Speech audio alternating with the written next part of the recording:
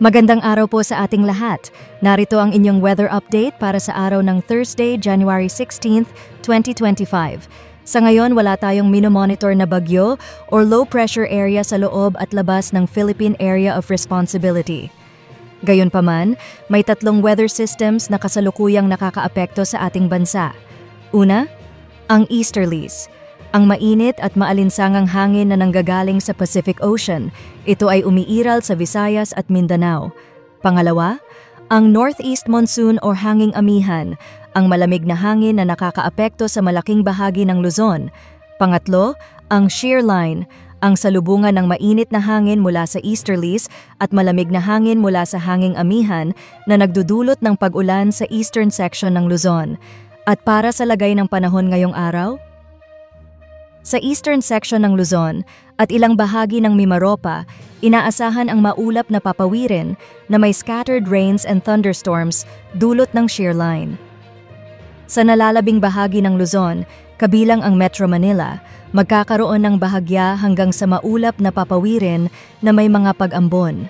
Malamig din ang madaling araw.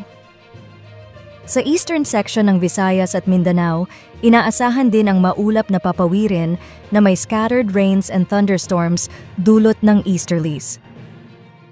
Para naman sa Palawan, nalalabing bahagi ng Visayas at Mindanao, magkakaroon ng maaliwalas na panahon.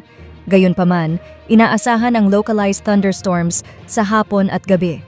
Sa kalagayan ng ating karagatan, nakataas ang gale warning sa coastal waters ng Batanes, Cagayan, Babuyan Islands, Ilocos Norte, Ilocos Sur, La Union at Pangasinan.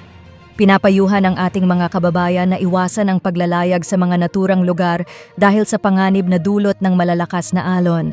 Kanina, 5 a.m., naglabas ng weather advisory ang Pag-asa hinggil sa posibleng ulan mula sa shear line. Inaasahan ang 50 to 100 millimeters ng ulan sa Cagayan at Isabela na maaaring magdulot ng flash floods at landslides. At yan ang ating weather update ngayong araw. Maraming salamat sa panonood. Huwag kalimutang mag-like, mag-share, mag-subscribe at pindutin ang notification bell para updated kayo sa susunod na weather updates.